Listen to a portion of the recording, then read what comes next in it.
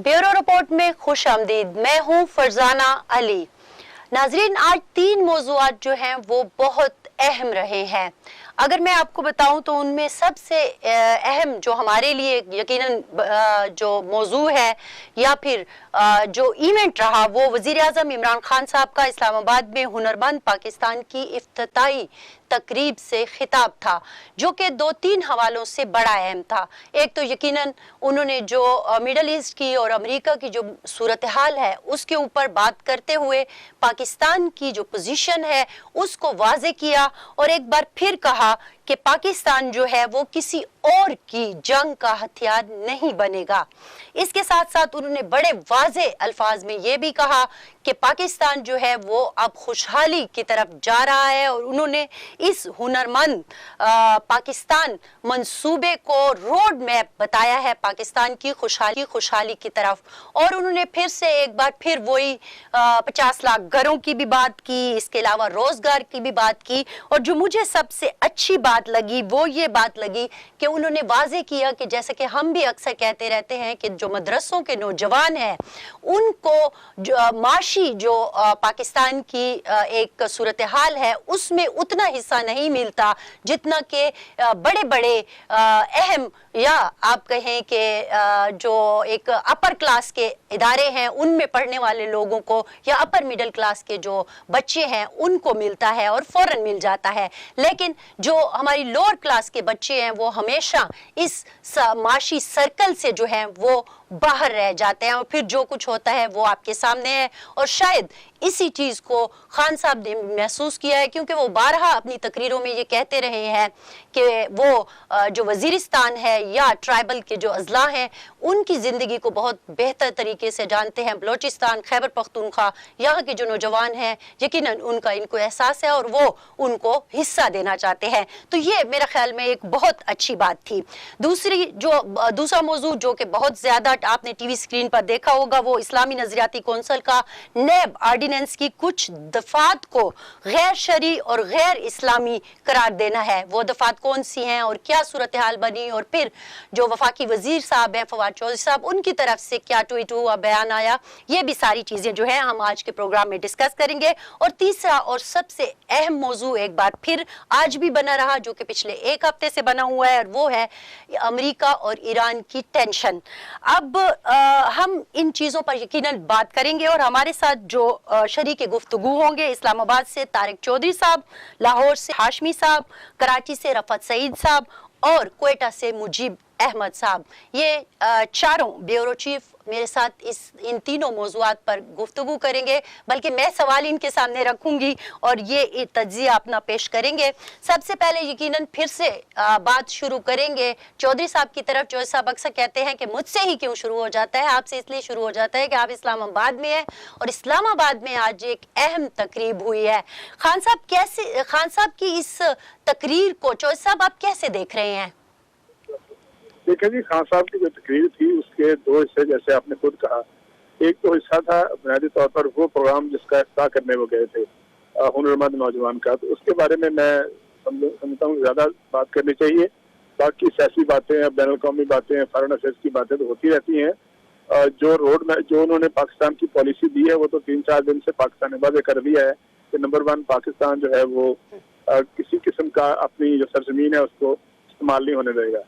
ये जो कन्फ्लिक्ट है इसमें वो फरीक नहीं बनेगा बल्कि पार्टनर ऑफ पीस बनेगा, अमन का वो साथी बनेगा, अमन का वो साथी बनेगा। तो ये तो वाज़ेह पॉलिसी। दूसरा, पाकिस्तान ऑलरेडी एक इनिशिएटिव ले चुका है। आपको पता है कि कल शाम प्राइम मिनिस्टर ने वज़ीर ख़ारिजा को हिदायत की कि फौरी तौर पर एयर डैश करें और वो सऊदी अरब जाएँ, ईरान जाएँ, अमेरिका जाएँ और इस खित्ते में ये जो तनाज़ा है इसके हल के लिए अपना किरदार अदा करें। फिर साथ साथ उन्होंने ये भी कहा आर्मी चीफ और दीगर जो हमारे अहम अहदेदार हैं कि वो भी अपने अपने काउंटर पार्ट से रब्ता करें। ये भी आपको पता होगा कि गुज़श्ता चंद दिनों में जब से अमेरिका ने ये मिसाइल अटैक किया है उसके बाद 2 दफ़ा अमेरिकन जो आला तरीन उनकी लीडरशिप है वो पाकिस्तान में आर्मी चीफ से रब्ता कर चुकी है। पिछले हफ्ते मिस्टर पोम्पियो से उन्होंने बात की थी और कल मिस्टर टी एस्पर जो है उनके वज़ीर दफ़ा हैं उन्होंने पाकिस्तान से बात की है। तो ये तो इस बात की वजाहत करता है कि पाकिस्तान का किरदार मिडल ईस्ट के इस एक हमसाया जिस तरह हमसे زیادہ دور نہیں ہے مڈل ایسٹ، اس کے ایک اہم کردار کے طور پر دنیا پاکستان سے کیا توقع کرتی ہے، وہ تو پاکستان نے واضح کر دی. لیکن دوسرا جو کوشچن تھا، جو اصل جو ایشو تھا، وہ میرے نزدیک زیادہ اہم تھا. دیکھیے گزشتہ تقریباً 2 سال سے ملک میں یہ بات حقیقت ہے، اس کی وجوہات کچھ بھی ہو سکتی ہیں کہ ملک میں بے روزگاری میں اضافہ ہوا ہے، مہنگائی میں اضافہ ہوا ہے، لوگوں کے مسائل میں اضافہ ہوا ہے، اور اس کا حل کرنا ظاہر ہے ان پہ وقت کی ذمہ داری ہوتی ہے. اب پاکستان جو ہے ایک مستقل طور پر کمزور ملک کے طور پر ہمیشہ اس کی خواہش رہی ہے کہ پاکستان میں سرمایہ کاری آئے، اور پاکستان کے اندرونی سرمایہ کار اور بیرونی سرمایہ کار جو ہیں وہ اس میں انویسٹمنٹ کریں. اب کسی ملک میں اگر لوگوں کو انویسٹمنٹ کے لیے راغب کرنا ہو تو اس کا ایک طریقہ ہوتا ہے کہ اس ملک میں اچھا انفراسٹرکچر ہو. گزشتہ حکومت نے بھی اور موجودہ حکومت نے بھی اس بات سے توجہ دی ہے کہ پاکستان کے ریلوے لائن اچھی ہو، پاکستان کی سڑکیں اچھی ہوں، اچھے ہوں پاکستان میں، تاکہ جو نقل و حمل ہے، ٹرانسپورٹیشن ہے، وہ بہتر ہو.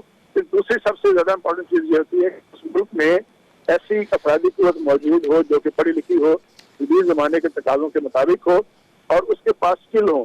یعنی صرف یہ ہے کہ وہ ڈگریاں لے کے نہ گھوم رہے ہوں، بلکہ ایسے لوگ ہوں جن کو آج کے زمانے میں کسی کارخانے دار کو کسی بڑے پروجیکٹس کے لیے ایسی افرادی قوت میسر آئے جس کے پاس ہنر ہو. تو اس کے لیے ایک کوشش شروع کی گئی ہے. بے روزگاری کا خاتمہ ظاہر ہے پرائم منسٹر نے آج بھی کہا ہے، اور یہ حقیقت ہے، ہمیں اچھی لگے یا بری لگے، کہ سرکاری جو حکومتوں کے پاس اب سرکاری سیکٹر میں جابز بہت کم رہ گئی ہیں، دنیا بھر میں ٹرینڈ ختم ہو رہا ہے، بہت کم ہو رہا ہے. تو ظاہر ہے پھر ایسے ایونیو تلاش کرنے پڑیں گے جس میں نوکریاں ہوں، جس میں روزگار ہو. اس کے لیے ایک کچھ عرصہ پہلے کامیاب جوان پروگرام شروع کیا گیا تھا جس کے تحت لوگوں کو قرضے دیے جائیں گے. اب نوجوان جو ہے قرضہ لے لے گا، لیکن قرضہ لے کے کرے گا کیا؟ وہ زیادہ دکان ڈال لے گا یا اور چھوٹا موٹا کام کر لے گا.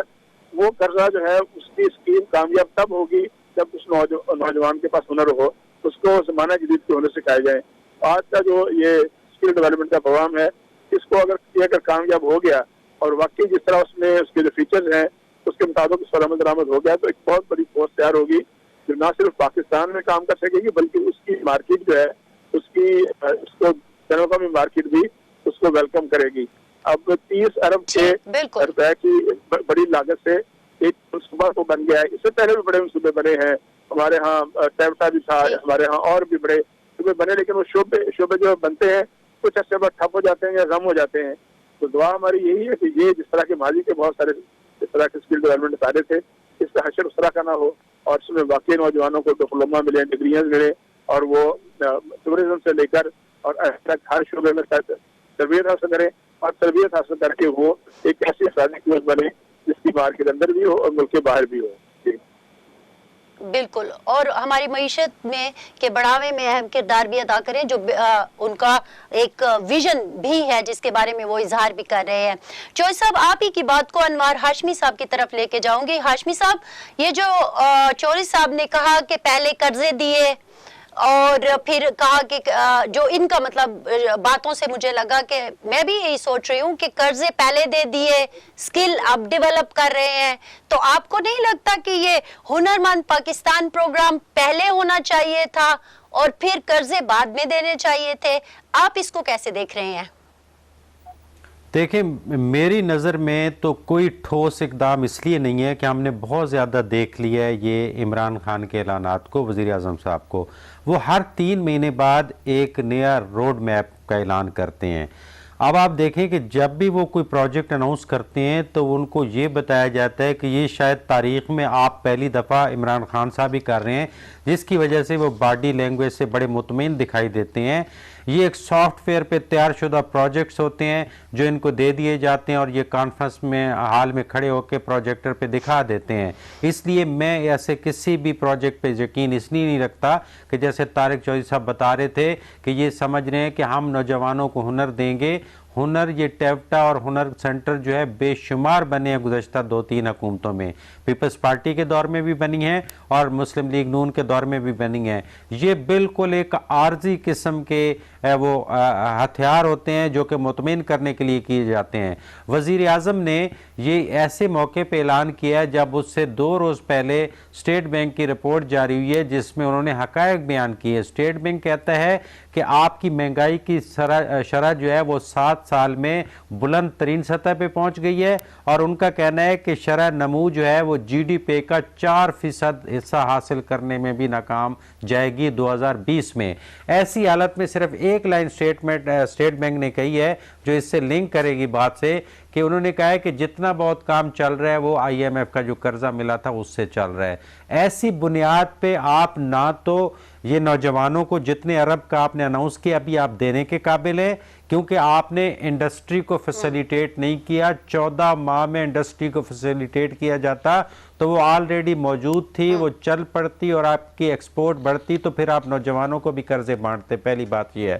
دوسری بات یہ ہے کہ آج پھر انہوں نے ایک عندیہ دیا ہے کہ یہ جو کتنے لاکھ گھر بنانے تھے، اب ہم تنخواہ دار لوگوں کو قرضہ دیں گے تو وہ اپنے گھر خود بنائیں گے، تو پھر جا کے یہ 50 لاکھ بنیں گے۔ اور پھر کسی نے خواب دکھایا کہ جب 50 لاکھ گھر بننا شروع ہوں گے تو 40 صنعتیں چل پڑیں گی۔ یعنی اس طرح کے جو خواب ہیں یہ کوئی ایسی ٹھوس دلیل نہیں کہہ سکتے۔ اور اسی کے ساتھ لنک کر لیں اور پھر آپ آگے دیگر اباب کی طرف چلے جائیں کہ یہ ساری چیزیں مثلا سبسڈی کے کتنے خلاف تھے، شہباز شریف اور نواز شریف کی سبسڈی کے خلاف تھے۔ اب انہوں نے دوبارہ وہ سبسڈی، کبھی یوٹیلٹی سٹور کے نام پہ سبسڈی دیتے تھے، پہلے کہتے تھے یوٹیلٹی سٹور کی کیا ضرورت ہے، حکومت کی ریٹ ایسی ہونی چاہیے کہ مارکیٹ میں قیمت کو کنٹرول کیا جائے، تو اب وہ خود جو ہے وہ یوٹیلٹی سٹور کی طرف نکل پڑے ہیں۔ تو میں نہیں سمجھتا، یہ بالکل ہی کوئی ٹھوس چیز نہیں ہے۔ جب تک آپ روزگار کا نیٹ ورک چاروں صوبوں میں نہیں بنائیں گے، تجارت ہوگی، انڈسٹری ہوگی، تاکہ یونیورسٹیوں سے نوجوان نکلیں تو سیدھے وہ جائیں۔ 1% بھی قرضے واپس نہیں ہوئے جو پرانی اس میں دیے گئے تھے، یعنی کہ یہ قرضے کون واپس کرے گا، کیونکہ وہ ماحول ہی نہیں ہے اس طرح کی تجارت کا کہ نوجوان اس میں ہنر سیکھ کے کو کام کر سکیں۔ بے نظیر انکم سپورٹ پروگرام کا آپ نے حال دیکھ لیا کہ بڑے بڑے افسر وہ پیسے کھاتے رہے، تو یہ نوجوان بیچارے کہاں سے واپس کریں گے؟ تو یہ کوئی ٹھوس اقدام 14 ماہ میں بھی نہیں دے سکے۔ دوبارہ یہ روڈ میپ، بے روزگاری کا خاتمہ، میں نہیں سمجھتا کہ یہ کوئی اتنا ٹھوس اقدام ہے۔ ٹھیک ہے رفعت صاحب، میں آپ کے پاس ان کی تقریر کا، پرائم منسٹر صاحب کی تقریر کا پہلا حصہ انفیکٹ لے کے آنا چاہتی ہوں، جس میں انہوں نے بات کی ہے کہ ہم واضح طور پر جو ان کے الفاظ تھے اگر میں آپ کو پڑھ کے سنا دوں، کہ انہوں نے کہا کہ ہم پہلے کسی اور کی جنگوں میں شرکت کرتے رہے لیکن اب کسی کی جنگ میں شرکت نہیں کریں گے۔ پاکستان نے دہشت گردی میں پہلے ہی بہت بڑی قیمت چکائی ہے۔ یہ بار بار ہمیں اس بات کا اظہار کیوں کرنا پڑ رہا ہے؟ کبھی ایک طرف سے، کبھی دوسری طرف سے۔ ایک پالیسی تو ہم نے دے دی ہے نا، پھر اس طرح کی باتیں کر کے، اور پھر ایسی ہی باتیں جب ہم کرتے ہیں یا کوئی اور کرتا ہے تو وہ غدار قرار دے دیے جاتے ہیں۔ جب پرانی باتیں ہم ڈسکس کرتے ہیں کہ یہاں یہ کچھ ہوا تھا، آپ کو کیا لگتا ہے کیوں پھر ضرورت پیش آتی ہے؟ دیکھیں فرزانہ، کہ کمزور لوگ، دنیا کے دیگر ممالک سے پیسے لینے والے لوگ میرے خیال میں کوئی اپنا فیصلہ خود نہیں کر سکتے۔ یقیناً وہ زمینی حقائق سے دور نظر آتے ہیں۔ جو موروثی حالات ہیں پاکستان کے، لگتا یہ ہے کہ شاید وہ اس کے بارے میں بھی اتنی آگاہی نہیں رکھتے۔ گفتگو سے اندازہ ہوتا ہے گو کہ چاہے وہ رکھتے ہوں، تو میرے خیال میں ہم کچھ بھی ایسا نہیں کر سکتے۔ اس وقت جو صورتحال ہے، پہلے جنرل مشرف تھے تو وہ کہتے دہشت گردی کی عالمی جنگ میں انہوں نے شمولیت اختیار کی تھی، کہ وہ کہتے تھے کوئی اور راستہ نہیں ہے ہمارے پاس۔ یہ کہتے ہیں کہ ہم کسی کی جنگ میں شریک نہیں ہوں گے اور ہم کوئی ایسا اقدام نہیں اٹھائیں گے۔ میرے خیال میں اپنے فیصلے میں آزاد نہیں ہیں۔ ہم اتنا کچھ لے چکے ہیں دیگر ممالک سے کہ میرے خیال میں ہمیں چلنا اسی طرف پڑے گا، اور اپنے فیصلے کرنے میں ہم اتنے آزاد نہیں ہیں کیونکہ ہمارے جس طرح کے حالات ہیں۔ لیکن وزیر اعظم صاحب نے بہت اچھی چیزیں دکھائی ہیں، اور وہ بات انوار ہاشمی صاحب کی بالکل درست ہے کہ ساری چیزیں وہی پرانی ہیں۔ ماضی میں یہ سب کچھ ہوتا رہا ہے، اب تھوڑا جدت کے ساتھ ہو رہا ہے۔ اب ذرا وہ سافٹ ویئر اپ گریڈ ہو گئے ہیں، اپ ڈیٹ ہو گئے ہیں، تو لہٰذا ہمیں ایسا لگتا ہے کہ ہم بہت جدید پروگرامات لا رہے ہیں، اور وہ ایسا بھی لگتا ہے جو باتیں ہمارے وزیر اعظم صاحب کر رہے ہیں یہ میرے خیال میں ماضی میں کسی نے بھی نہیں کی، اور پاکستان میں دودھ اور شہد کی نہریں بہیں گی۔ میرے خیال میں آنے والے دنوں میں ہمیں خاصی مشکل صورتحال کا سامنا کرنا پڑے گا۔ ایران اور امریکہ کی جو کشیدگی ہے، یہ میرے خیال میں اس کے اثرات ہمارے یہاں ضرور آئیں گے، کیونکہ ہمارے یہاں تمام ایلیمنٹ موجود ہیں کہ جو ان چیزوں کو لے کر چلتے ہیں۔ فی الحال وقتی طور سے ایسا لگتا ہے کہ ہم دور ہیں، ہماری حکومت हुकूमत भी इन मामलात से दूर रहेगी और हम किसी की जंग में शरीक नहीं होंगे। लेकिन आने वाले दिनों में अंदाजा यही होता है कि अगर कोई सूरत हाल बनी तो हमें यह फैसला करना बड़ा मुश्किल हो जाएगा कि हम किसके साथ खड़े हों, किसके साथ ना खड़े हों। हम एक जोहरी कुव्वत हैं, लेकिन उसके बावजूद भी ऐसा लगता है कि हम अपने फैसले करने में आजाद नहीं हैं। नहीं है, आपको ऐसा लगता है कि हम अपने फैसले करने में आज़ाद नहीं है। मुजीब साहब, मैं आपको थोड़ा सा फिर बलूचिस्तान में चूंकि आप बैठे हैं और जब हम पख्तूनख्वा की, जब हम ट्राइबल अजला की बात करते हैं या बलूचिस्तान की बात करते हैं तो दहशतगर्दी के खिलाफ जंग हो या उससे पहले का जिहाद हो, हमने बहुत कुछ, हमारे जो यूथ है, हमारे जो नौजवान है, वो ही हथियार के तौर पर इस्तेमाल हुए हैं। लेकिन आज जो बहुत खूबसूरत बात की इमरान खान साहब ने अपनी तकरीर में और मुझे बड़ी अच्छी लगी, उनके जो अल्फाज थे वो ये थे कि माजी में हमने मदरसे के बच्चों को अपना ही समझा ही नहीं। पहले फेज में, यानी कि प्रोग्राम के पहले फेज में मदरसे के बच्चों को टेक्निकल तालीम दी जाएगी। साथ ही उन्होंने वही जो मैंने शुरू में बात की वो बात दोहराई कि नमल से तालीम हासिल करने वाले 95% बच्चों को फौरी मुलाजमतें मिल जाती हैं। तो मेरे ख्याल में ये एक अच्छी बात नहीं है कि जो आपके यहाँ होता था, जो हमारे यहाँ होता था या हो रहा है, उससे तो कम से कम हमारी यूथ निकल आएगी ना। ये फरजाना, वजीर आजम ने आज जो ऐलान किया है ये साल पहले होना चाहिए था। बलूचिस्तान का शुरू से मुतालबा रहा है कि हुनरमंदों के लिए यहाँ पे इकदाम शुरू किए जाएं और नौजवानों को जो आगे नहीं बढ़ पा रहे तालीम के मैदान में उनको हुनर सिखाए जाएं और आगे उनके लिए मौके पैदा किए जाएं। बात सिर्फ मदरसों तक नहीं है, एक जनरल भी अगर आप लें तो बलूचिस्तान में सीपैक आ रहा है और सीपैक में जितनी भी मुलाजमतें निकलेंगी उसमें तकरीबन 70% मुलाजमतें ऐसी होंगी जो स्किल्ड लेबर से मुतल्लिक होंगी। तो वो स्किल जो है वो सिखाने के लिए इदारे होने चाहिए और इसके लिए बलूचिस्तान में साबिक हुकूमत ने भी वादे किए थे कि यहाँ पे इंस्टीट्यूट खोले जाएंगे, यहाँ पे नौजवान तैयार किए जाएंगे और फिर जब सीपैक के लिए भर्तियां होंगी तो ये स्किल्ड लेबर हमारे काम आएगी, बाहर से लेबर नहीं आएगी।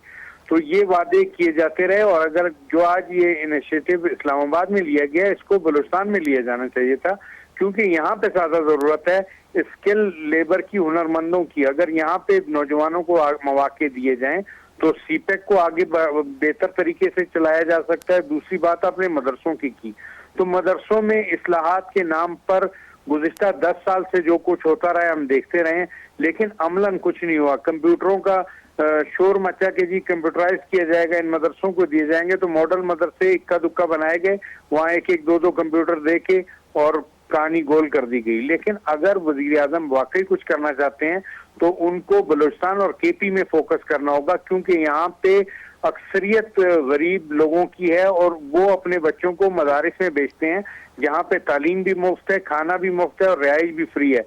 तो ऐसी जगहों पे अगर ये हुनरमंद तैयार किए जाते हैं और अमली तौर पे इकदाम किए जाते हैं तो बहुत ज्यादा बेहतर होगा, हमारे लिए भी, हमारे लोगों के लिए भी, इनको फायदा भी पहुंचेगा, रोजगार के मौके भी मिलेंगे। क्योंकि बलूचिस्तान में एक तो मेरिट की वजह से मारे जाते हैं, हमारा तालीम का मेयार वो नहीं है, मेरिट में पीछे रह जाते हैं। कोटा सिस्टम में हमारा जो कोटा है 6% के करीब, उस पर कभी अमल नहीं होता। वफाकी मुलाजमतों में हमें 2% भी कोटा नहीं मिल रहा। तो इस चीज को अगर आप देखें तो ये हुनरमंद पाकिस्तान प्रोग्राम हमारे बलूचिस्तान के हवाले से बहुत सूदमंद साबित होगा और यहाँ पे इसको ज्यादा फैलाने की भी जरूरत है। जी बिल्कुल, और यकीनन मैं भी इसमें हिस्सा डालना चाहूँगी कि सिर्फ बलूचिस्तान में नहीं बल्कि जो हमारे कबायली अजला हैं उनको भी फोकियत देनी चाहिए, क्योंकि मैं पहले भी कह चुकी हूँ कि उन्होंने बहुत कुछ सहा है और यूथ को जिस तरह इस्तेमाल किया गया है, अब हमें उस चुंगल से उनको निकालना होगा। प्रोग्राम के पहले हिस्से में यकीनन हमने जो कहा कि हम बात करेंगे वज़ीर आज़म साहब की तकरीर और जो उसमें मौज़ूआत थे उस पर हमने डिस्कशन की। अभी हम जाएंगे ब्रेक पर, ब्रेक से जब वापस आएंगे तो इस्लामी नजरियाती कौंसिल ने जो ऑब्जेक्शन किए हैं नेब आर्डिनेंस पर, अब नेब के आर्डिनेंस में जो उन्होंने गैर शरई और गैर इस्लामी दफात की बात की है, इस पर बात करेंगे, लेकिन एक मुख्तसर से ब्रेक के बाद।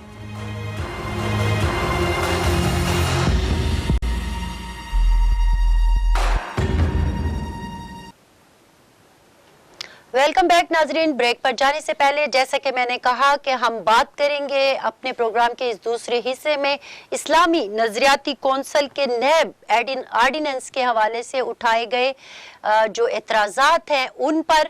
तारिक चौधरी साहब, डायरेक्ट मैं आप ही की तरफ आऊँगी। ये एक तो पहले ये बताएं, आप खुद इस्लामाबाद में बैठे हुए हैं और ये जो मामला चल रहे हैं नैब के हवाले से और तरमीम पर पहले भी बहुत ज़्यादा बात हो चुकी है, लेकिन एकदम से इस्लामी नज़रियाती कौंसिल का यूं इतने अहम एतराज़ात के साथ सामने आ जाना, क्या सिचुएशन आप देख रहे हैं कि वजह क्या बनी है?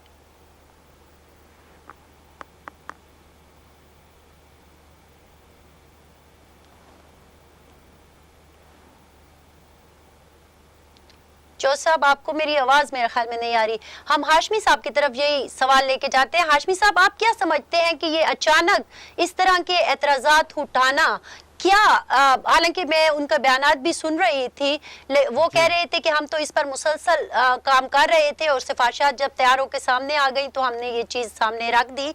आप क्या समझते हैं कि क्या वजह बनती दिखाई देती है और ये एतराज़ात जो हैं वो आपको इस वक्त कैसे दिखाई दे रहे हैं? देखें फरजाना, जब नैब को वैसे ही लपेटा जा रहा है तो फिर सोचा कि क्यों ना इसको शरई गिलाफ में लपेट दिया जाए। तो लगता ये है कि जो ये शरीयत के कवानीन बयान किए गए हैं, यकीनन उसकी मैं जुज़ियात तो बता सकता हूँ, लेकिन कोई मजहबी स्कॉलर ही बता सकता है कि ये गैर शरई हैं या नहीं है। क्योंकि बुनियादी तौर पे देखा जाए तो जिन 3 शिकों की बात की गई है उसमें शिक नंबर 14, 15 और 26 शामिल हैं, और उसके नुकात की बारीकी में जाएंगे तो यकीनन वो दुरुस्त ही होंगे अगर उस सेंस में देखे जाएं कि हथकड़ी लगाना, मीडिया पर तशहीर करना, हिरासत में रखना, बेगुनाह को मुलजिम साबित करना, वादा माफ गवाह बनना और प्ली बारगेन की दफ़ात जो है वो गैर इस्लामी, गैर शरई करार दी गई हैं। तो अगर देखा जाए इस्लामी नुक्ता नज़र से तो यकीनन कि जब तक किसी पे जुर्म साबित ना हो जाए उसको जो है आप इस तरीके से मुलजिम साबित करके उसकी तशहीर ना करें, उसको हथकड़ी ना लगाएं, या फ़र्ज़ करो एक मुजरिम साबित हो जाता है तो आप किस सेंस में वादा माफ गवाह बना सकते हैं? इस्लामी शरीयत में तो ऐसा नहीं है कि एक गुनाहगार को जो पार्टनर हो उसको वादा माफ गवाह बना के, ये दुनियावी कवानीन है। उस सेंस में तो ये बात ठीक है कि वो अब इस पे, क्योंकि अब ये जो चेयरमैन इस्लामी नज़रियाती कौंसिल ने बात की है तो इस इदारे की एक आइनी हैसियत ज़रूर मौजूद है, इसमें कोई शक नहीं है, लेकिन ये इदारा फ़कत तजावीज़ दे सकता है जिसको पार्लियामेंट या सेनेट जो है वो ज़ेर बहस ला सकता है, और हुकूमत के पास इख्तियार है कि उन सिफारिशात को वो इम्प्लीमेंट करती है या नहीं करती, ये कोई लाजमी नहीं है, ये तजावीज़ की हद तक ये इदारा। लेकिन इस बैकग्राउंड में अब ये तो नहीं कहा जा सकता कि इन्हें किसी ने कहा, लेकिन इस बैकग्राउंड में देखा जाए कि जो तरामीम आ रही थी उसकी तरफ आपको सबको सामने पता चल गया कि अब नैब के साथ क्या होने लगा है। पहले ब्यूरोक्रेसी, वज़ीर आज़म साहब खुद एक्सपोज हुए हैं ब्यूरोक्रेसी को छूट देके कि इसका मतलब था कि वो खुद इन्वॉल्व थे, डिक्टेशन देते थे और अपनी मर्ज़ी के कवानीन बनवाते थे, तो इसी तरह विड्रॉ भी कर सकते हैं। तो मजमूई तौर पे मुख्तसर बात, टाइम थोड़ा है कि PTI की 100% लाबी अपोजिशन के साथ मौजूद है, क्योंकि एक लंबा नेटवर्क है जो अब इन 4-5 बड़े केसेस के बाद इन्वॉल्व होगा, जिसमें जहांगीर तरीन का नेटवर्क है, आपके KPK के रहनुमाओं का नेटवर्क है, हमारे लाहौर के कुछ PTI के लोगों का नेटवर्क है। अब उनकी बारी आने वाली है, इसलिए 100% इत्तफाक पाया जाता है कि नैब को समेटा जाए। रफत सईद साहब, थोड़ा सा आपकी तरफ जो है इस चीज को, यही सवाल जो है थोड़ा सा इस तरह से कि ये जो शकूक व शबात पैदा हो गए हैं कि इसके पीछे कोई सियासी वजह है, क्योंकि नैब का ऑर्डिनेंस तो बहुत अरसे से था और फिर ये एकदम से तरमीम आ जाना, और फिर इस तरह से इस्लामी नजरियाती कौंसिल भी बहुत अरसे से है, तो एकदम से ये चीजें कैसे सामने आ गई? और मैं कुछ उनके लोग जो है उनके इंटरव्यू सुन रही थी तो उस पर वो बार बार वो जो VCs को हथकड़ियां लगाई गई थी उनके भी बार बार बात कर रहे थे और मिसाल दे रहे थे। तो रफा साहब, आप भी क्या इसको इसी नजर से देख रहे हैं जैसे कि हाशमी साहब बता रहे हैं? देखिए, ये मेरी ज़ाती राय है, मैं आपको ये पहले वजाहत कर दूं। बात ये है कि इस वक्त बहुत बेमौका बेमहल था ये मामला। मैं शरई कवानीन की बात नहीं करूंगा, लेकिन इस वक्त कोई ज़रूरत नहीं थी मौजूदा हालात में। फिर वो बात हाशमी साहब के दोस्त लगती है कि गिलाफ में लपेटने वाली बात है कि ये हुज्जत भी तमाम की गई है ताकि कोई चीज़ रहे नहीं बाकी। तो تو اس پر سب کا شاید کنسنسس لگتا ہے. اور جہاں تک آپ نے بات کی کہ پروفیسر, میں صرف میری اپنی رائے یہ ہے کہ اگر کوئی جرم کرتا ہے, اگر کسی سنگین جرم میں ملوث ہے, تو جو مروجہ قوانین ملک میں رائج ہیں اس کے مطابق ہی وہ معاملہ ہوگا. پھر آپ اگر شرعی قوانین کی بات کرتے ہیں, شریعت کو لاگو کرنے کی بات کرتے ہیں, تو پوری طرح سے شریعت کو لاگو کریں, پھر ان قوانین کا اطلاق کریں. وائس چانسلر بہت محترم ہوتے ہیں, لیکن اگر کوئی وائس چانسلر کسی ایسے جرم میں ملوث ہے, یا چیز سامنے آتی ہے, یا میرے ساتھ تو وہ سلوک ہوتا ہے, میرے تو ہتھکڑی لگتی ہے, لیکن چونکہ وہ وائس چانسلر ہے تو اس لیے اس کو ہتھکڑی نہیں لگے گی. تو یہ چیزیں جو ہے نا, یہ تضادات ہیں جو ہمارے معاشرے کے تضادات ہیں. بہت سارے لوگ ان کی حمایت میں کھڑے ہوئے, بہت سارے لوگ ان کے خلاف بات کرنے لگے. میرے خیال میں قانون ملک میں ایک ہی ہونا چاہیے, اور جس کی اور بالکل اس کے منصفانہ طریقے سے اس کو لاگو ہونا چاہیے, تو یہ شاید شکایت پیدا نہ ہو. اس سے بڑی بے موقع اور بے محل تھا کہ ہم نے اسلامی نظریاتی کونسل کو درمیان میں ڈال دیا. پھر ابھی یہ بیان چل ہی رہا تھا کہ فواد چودھری صاحب حسب دستور حسب توفیق وہ بھی آ گئے درمیان میں. اس طرح یہ بحث دوسری طرف جانے لگی. میرے خیال میں اس کو اسی طرح جو پارلیمنٹ میں جو کام ہو رہا ہے نیب قوانین کے حوالے سے, تو میرے خیال میں سب کی عزت بچ جائے گی. طریقے سے یہ معاملہ افہام و تفہیم سے طے پا جائے گا, اور نیب کے قوانین وہ نپٹ جائیں گے. ٹھیک ہے طارق چودھری صاحب, ہاشمی صاحب نے بات کی نیب کو لپیٹنے کا ایک جو عمل ہے وہ بات کی, یا پھر اشارے کی بات کی, لیکن چودھری انہوں نے مثال دی فواد چودھری صاحب کی. فواد چودھری صاحب تو کہہ رہے ہیں کہ اسلامی نظریاتی کونسل کا ہی کوئی رہنے کا جواز ہی نہیں ہے, ویسے ہی اتنی تنخواہیں لے رہے ہیں. تو آپ اس سارے معاملے کو کیسے دیکھ رہے ہیں؟ دیکھیں جی, ویسے تو جب سے حکومت آئی ہے پی ٹی آئی کی, یہ تو واحد حکومت ہے جو لوگوں کی تنخواہیں گنتی ہے. ہر محکمے کے بارے میں کہتے ہیں کہ فلاں جو ہے محکمہ وہ کس لیے تنخواہیں لے رہا ہے, فلاں بندہ جو ہے وہ کیا کر رہا ہے, فلاں کتنا تنخواہ کیوں ہے, فلاں محکمے کی افادیت ہے کیا ہے.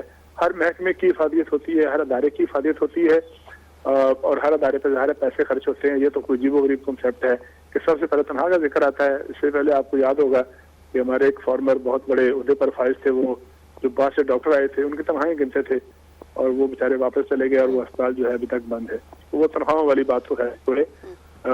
اگر وہ سمجھتے ہیں فواد چودھری صاحب کہ یہ اسلامی نظریاتی کونسل کی کوئی آئینی ہے, کوئی اس کی افادیت نہیں ہے, تو حکومت میں بیٹھے ہیں, اس کو ختم کر دیں. پتہ نہیں وہ کیوں ٹویٹ پہ کھیلتے ہیں, کہ اکثر وزراء جو ہے وہ ٹویٹ پہ باتیں کرتے ہیں, پارلیمنٹ پہ باتیں نہیں کرتے ہیں. وہ منگل کو کیبنٹ کا اجلاس ہوگا, اس میں تجویز پیش کر دیں کہ وہ ختم کر دیں, یا ختم کر دیں. آئینی ادارہ ہے, اس کے لیے ایک طریقہ کار, اس کو ختم کر دیں. اب ایک تو بحث یہ ہے کہ اس کی افادیت ہے یا نہیں ہے. دوسری اس کی بحث یہ ہے کہ انہوں نے جو نیب کے بارے میں کوئی جو ریمارکس دیے یا اپنے ریکمنڈیشن دی ہیں, ظاہر ہے یہ جو اسلامی نظریاتی کونسل کا اجلاس کو نیب کے بارے میں نہیں تھا. اب نیب والی بات زیادہ وہ جو ہے میڈیا میں اس کی ہائپ کریٹ ہوگی. اینول ان کی کانفرنس تھی, اور وہ پوری کانفرنس میں پورے ایک ایجنڈے کے تحت درجنوں چیزیں ہیں جس پر وہ بات چیت کرتے ہیں, ریکمنڈیشن دیتے ہیں. تو انہوں نے خاص طور پہ آج نیب کو نہیں کیا. 2 دن کانفرنس کے بعد آج ان کی کنکلوڈ ہوئی, تو انہوں نے پریس کانفرنس کی. اس میں نیب کی جو 2-3 دفعات تھی, انہوں نے کہا کہ 2-3 دفعات غیر اسلامی ہیں یا اسلامی قوانین کے مصادم ہیں. بالکل ٹھیک ہے, کسی بندے کو غیر معنی مدت کے لیے گرفتار کر کے اندر ڈال دینا بغیر ثبوت کے, یہ واقعی غیر انسانی ہے, غیر اسلامی ہے. کون سا دنیا کا قانون اجازت دیتا ہے کہ آپ کسی بندے کو پکڑ کے جیل میں ڈال دیں اور اس کو کہیں کہ تمہارے خلاف جو ثبوت نہیں, بات مکمل کر لیں نا, تو یہ کہہ دیا جائے کہ تمہارے خلاف جو ثبوت ہے, جو جرم ہے, تم جیل میں ہو اور تمہیں جیل کے اندر ہے کہ تم نے اپنے الزام کو ڈیفینڈ کرنا ہے, ثابت یہ کرنا ہے, تم پر لگایا گیا الزام جھوٹ ہے. دنیا بھر کے مسلمہ قوانین کہتے ہیں کہ میں اگر الزام لگاتا ہوں تو میں ثابت کروں کہ آپ کے خلاف یہ جرم جو ہے ثابت شدہ ہے, تو یہ ٹھیک ہے اسلامی نظریاتی کونسل کی بات, اس میں کوئی غلط بات نہیں ہے. کوئی غلط بات آپ کو لگتا ہے نہیں ہے. مجیب صاحب آپ بتائیے گا کہ یہ انہوں نے بھی کہا کہ فواد چودھری صاحب کبھی نہ کبھی کوئی بات کر لیتے ہیں, لیکن یہ سارے لوگ ٹویٹ پہ بات کرتے ہیں, نہ کابینہ میں اس طرح کے مسئلوں کو اٹھاتے ہیں, نہ پارلیمنٹ میں بحث کرتے ہیں. آپ کو کیا لگتا ہے کہ یہ سارے بس ٹویٹر پر ہی سب کچھ کھیل رہے ہیں؟ فرزانہ, کوئی بھی فیصلہ کرنے سے پہلے پی ٹی آئی کی حکومت اس کے لیے فضا اور راہ ہموار کرتی ہے. اس کے لیے فواد چودھری ہوں یا کوئی اور ہوں, وہ ایک شوشہ لے کے آتے ہیں سوشل میڈیا پہ, اور اس کے بعد جو ہے ان کے جو لابی کے لوگ ہیں وہ اس کو اچھالنا شروع کر دیتے ہیں, اور پھر وہ سوشل میڈیا سے فضا بنتے بنتے پھر نیشنل میڈیا پہ آ جاتی ہے, اور پھر جا کے ایک باقاعدہ کارروائی کی جاتی ہے. اس بار بھی اسلامی نظریاتی کونسل کی تجاویز آ گئی ہیں، اور طارق صاحب کی بات بالکل صحیح ہے کہ ان کی تجاویز اپنی جگہ پر بالکل صحیح ہیں، لیکن اسلامی نظریاتی کونسل کی اگر تجاویز کو لاگو کرنا ہے تو پھر تعزیرات پاکستان پہ سب سے پہلے کرنا چاہیے نا، نیب قوانین پہ کیوں؟ جب شرعی قوانین ہونے ہیں تو پھر پورے ملک میں لاگو ہوں، تعزیرات پاکستان کی جگہ اسلامی قوانین پورے لاگو کر دیے جائیں نا، تاکہ اسلامی نظریاتی کونسل کی سفارشات پر مکمل عمل درآمد ہو سکے۔ صرف اپنے مقاصد کے اصول کے لیے کچھ جگہوں پہ اسلامی نظریاتی کونسل کی تجاویز کو سنجیدگی سے لیا جاتا ہے، ویسے نہیں لیا جاتا، جہاں نقصان میں نظر آتا ہے وہاں پہ جو لبرل حلقے ہیں وہ ایک دم اٹھ کھڑے ہوتے ہیں اور ایک دم شور مچ جاتا ہے اس کے خلاف۔ جب خواتین کا معاملہ تھا ہم نے دیکھا تھا یہی ہوا تھا۔ تو ایسی چیزیں جہاں پہ مفادات ہوتے ہیں لوگوں کے، اس کے حساب سے لوگ چل رہے ہوتے ہیں۔ نیب کا کام اب تقریباً لوگوں کے نظر میں شاید ختم ہو رہا ہے، کیونکہ دو بڑی فیملیاں تھیں ان کو سائڈ پہ کر دیا گیا، ایکسپوز بھی ہو گیا ہے، باقی اب ان سے زیادہ کام نہیں لینا تو اس لیے ان کو فارغ ہی کر دیا جائے۔ ٹھیک ہے، ان کا چونکہ بہت سارے مسائل جو ہیں اس وقت ایٹ اے ٹائم چل رہے ہیں، تو ایک بیچ میں یہ بھی جو ہے پخ ڈال دی گئی ہے۔ بہرحال جو بھی ہے اس کو تو حکومت نے ہی نمٹانا ہے۔ یہاں پر لیں گے ایک بریک کے بعد جب واپس آئیں گے تو امریکہ اور ایران کی ٹینشن پر بات کریں گے۔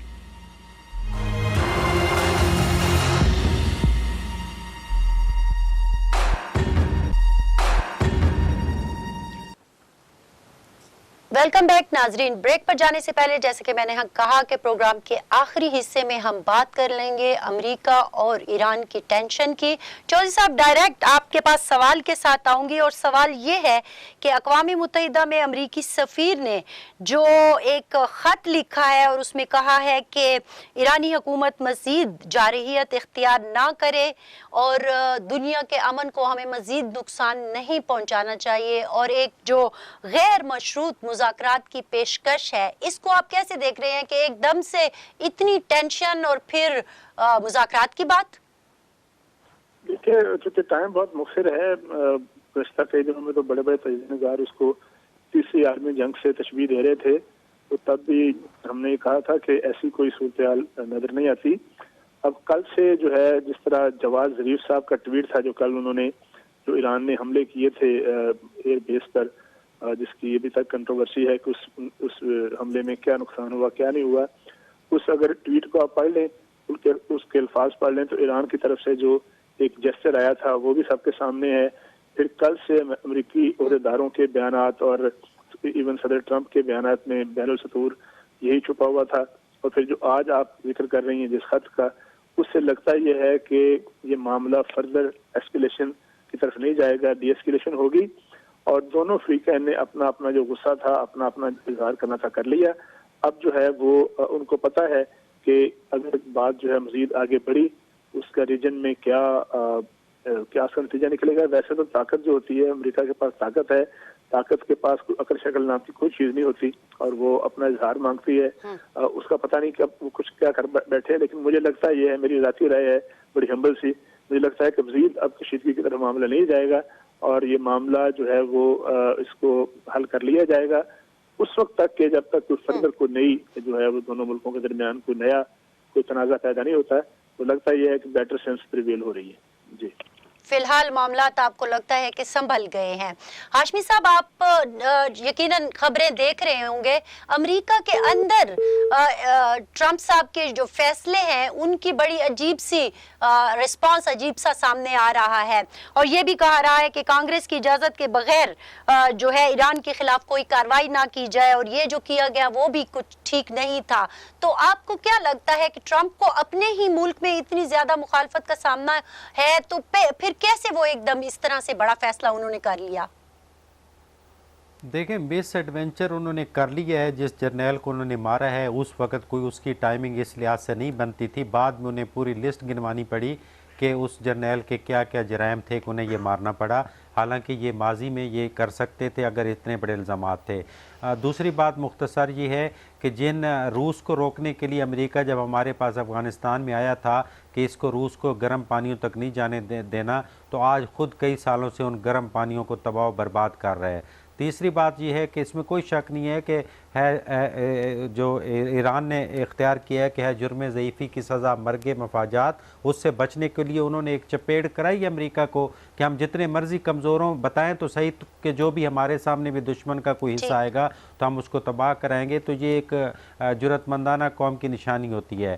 جو وزیر اعظم نے بات کی ہے کہ ہم کسی کو اپنی سرزمین یا کسی کی جنگ کا حصہ نہیں بنیں گے، بات سیدھی کرنی چاہیے کہ ہم امریکہ کو اڈے نہیں دیں گے ایران پہ حملہ کرنے کے لیے. ادروائز آپ کیسے نہیں کسی کی جنگ کا حصہ بن سکتے؟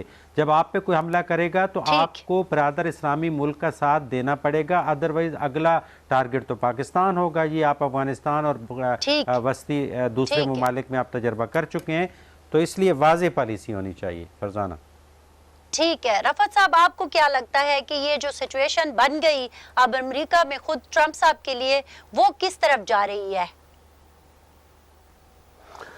دیکھیں جانی تو کس طرف ہے، ان کو اندرون، آپ نے خود ہی اپنی گفتگو میں یہ بات کہہ دی کہ انہیں اندرون خانہ خاصی مخالفت کا سامنا ہے. پھر یورپ بھی ان کے ساتھ نہیں ہے، جرمنی ہے، فرانس ہے، اور فرانس کے ویسے بھی ایران کے ساتھ جس طرح کے تعلقات ہیں، تو اس میں خود امریکی صدر بھی اس بات کا فیصلہ شاید نہیں کر پائے اور انہوں نے یہ کر دیا.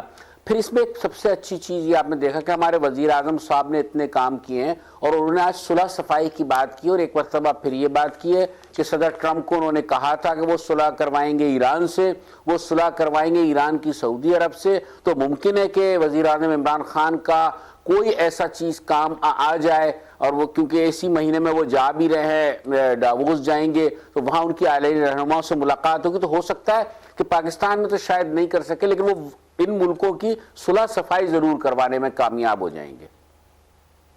کامیاب ہو جائیں گے. مجیب صاحب، آپ کو بھی لگتا ہے کہ یہ سچویشن جو ہے اب آہستہ آہستہ ڈیفیوز ہو رہی ہے؟ فرزانہ، شروع دن سے کم از کم میرا یہ موقف رہا کہ دونوں ملک اس پوزیشن میں نہیں ہے کہ براہ راست جنگ کا ایندھن بنائے اپنے عوام کو، اس لیے پراکسیز ان کی چلیں گی. اور جب ایران کا جرنیل کو ٹارگٹ کر لیا گیا تو ایران کی طرف سے جوابی کارروائی ضروری تھی، اور وہ بھی جوابی کارروائی اس نے عراق میں اسی ایریے میں کی، ایک بیس کو نشانہ بنایا. متضاد دعوے اپنی جگہ پر، لیکن دونوں نے اپنا غصہ ٹھنڈا کر لیا ہے. پراکسیز ہیں، پراکسیز چلتی رہیں گی. دونوں ملک اس پوزیشن میں قطعی نہیں ہے کہ وہ براہ راست جنگ میں جائیں، اور دونوں کی طرف سے بیانات بھی آ گئے. اپنے اپنے لوگوں کے غصے کو انہوں نے ٹھنڈا کر لیا ہے. جو اشتعال ایران میں تھا وہ بھی اب کافی مان پڑ گیا ہے. جو جنرل سلیمانی کے حوالے سے غصہ امریکہ میں تھا وہ بھی ٹھنڈا ہو گیا ہے. امریکہ کا اتحادی اسرائیل بھی خوش ہے اور وہ لوگ بھی خوش ہیں. اس لیے معاملات ایسے ہی چلتے رہیں گے نارمل. فرزانہ ایک جملہ کہوں گا میں صرف، آپ چاروں کا، جی میں صرف یہ کہوں گا کہ اس پراکسی وار کے نتیجے میں کہیں ہمارا ملک اس میں لپیٹ میں نہ آ جائے، جس کا بہت اندیشہ ہے. ٹھیک ہے، اللہ نہ کرے کہ ایسا ہو. آپ چاروں کا بے حد شکریہ. ہماری طرف سے اتنا ہی. بیورو رپورٹ سے فرزانہ علی کو دیجیے اجازت. اللہ حافظ.